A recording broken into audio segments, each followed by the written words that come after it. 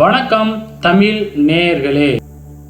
ஆடி மாதம் 1ஆம் தேதி இன்னைக்கு எப்பயுமே ஆடி மாதம் தான் பார்த்தீங்கன்னா விதைப்புக்கு ஏற்ற மாதம் அப்படின்னு சொல்லுவாங்க. இதுக்கு காரணம் என்ன அப்படின்னு பார்த்தீங்கன்னா, தமிழ்நாட்டோட சூழ்நிலை, அதாவது தட்பவெப்பம்னு சொல்லுவாங்க இல்லைங்களா, அந்த சூழ்நிலை ஆடி மாதம் தான் பார்த்தீங்கன்னா கரெக்டாக இருக்கும். ஸோ இந்த டைமில் நம்ம எந்த விதையை விதைச்சாலும் அது பார்த்தீங்கன்னா 100% பார்த்தீங்கன்னா முளைப்பு திறனோட நல்லா வர்றது மட்டும் இல்லாமல் கரெக்டான நேரத்தில் அதுக்கு பார்த்தீங்கன்னா காயும் தரும். ஸோ மற்ற நாட்களில் நம்ம விதைக்கிறது பார்த்தீங்கன்னா அந்த அளவுக்கு பார்த்தீங்கன்னா வரும் வராது அப்படின்னு உறுதியாக சொல்ல முடியாது. ஆனால் இந்த மாதத்தில் நம்ம விதைக்கிறது பார்த்தீங்கன்னா நம்ம எந்த ஒரு நிலப்பரப்பில் விதைச்சாலும் பார்த்திங்கன்னா அது சூப்பராகவே வந்துடுங்க. ஸோ இப்போ நான் விதைக்கிற இடம் பார்த்திங்கன்னா இப்போ புதுசாக ஜேசிபியை விட்டு கொஞ்சம் சுத்தம் பண்ணின இடம். அதுக்காகவே பார்த்திங்கன்னா நான் நல்ல மண்ணாக அங்கே ஒரு இடத்துல குமிச்சு வச்சுருந்தாங்க.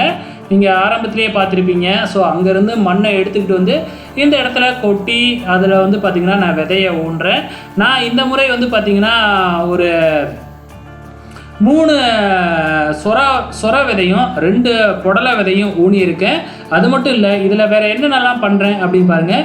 ஸோ இப்போ இதில் ஏற்கனவே பார்த்திங்கன்னா அந்த மண்ணையும் மண்வெட்டியால் கிளறி விட்டுட்டேன்.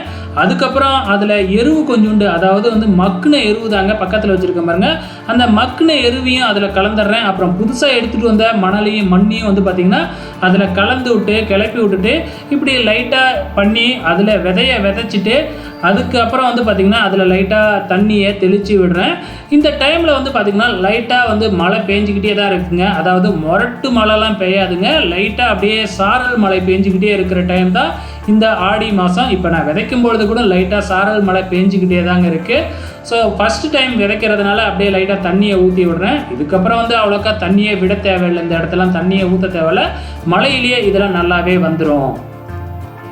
ஸோ இப்போ இதில் நான் என்னென்னலாம் பண்ணியிருக்கேன் அப்படின்னு பார்த்தீங்கன்னா, நடுப்புற அந்த மேடாக இருக்குது இல்லைங்களா, அதில் பார்த்திங்கன்னா ஒரு சொர விதையை பார்த்திங்கன்னா இப்போ விதைக்கிறேன் பாருங்கள்.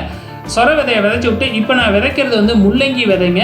ஸோ முள்ளங்கி விதையை பார்த்திங்கன்னா அப்படியே சைடில் கரையில் பார்த்திங்கன்னா ஒரு 4 விதை 5 விதையை விதைச்சி விட்டுறேன்.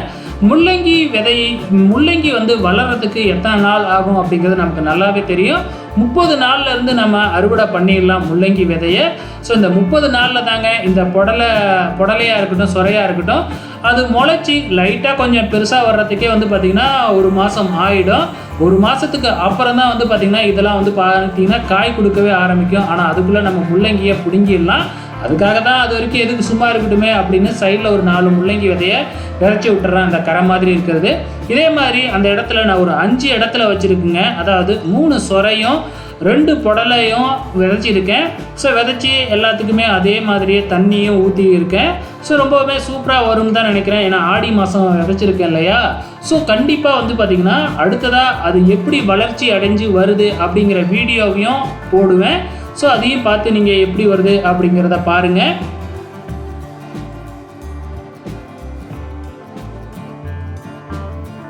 எல்லாத்தையுமே விதைச்சிட்டு அதுக்கு எல்லாத்துக்குமே ஃபஸ்ட் டைம் தண்ணியும் ஊற்றி விட்றேன். எல்லாத்துலேயுமே பார்த்திங்கன்னா மக்குன உரம் தாங்க போட்டிருக்கேன்.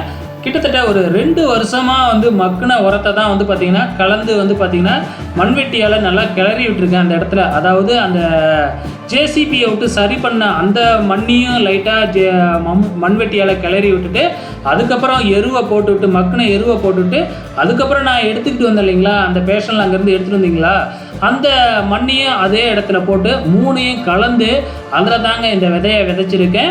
ஸோ அவ்வப்போது பார்த்திங்கன்னா இதில் 1 மாதத்துக்கு அப்புறம் கழித்து கூட அந்த மக்குன எருவு இதில் போடலாம். வேறு எதுவும் இதில் பெருசாக உரம் இந்த மாதிரிலாம் நான் போடுறது இல்லைங்க. ஸோ எப்படி வருது அப்படிங்கிறத இன்னொரு வீடியோவில் பார்த்து தெரிஞ்சுக்கலாம். நன்றி. மறக்காமல் இந்த வீடியோ பிடிச்சிருந்ததுன்னா லைக் பண்ணுங்கள், சப்ஸ்கிரைப் பண்ணுங்கள், கமெண்ட் பண்ணுங்கள்.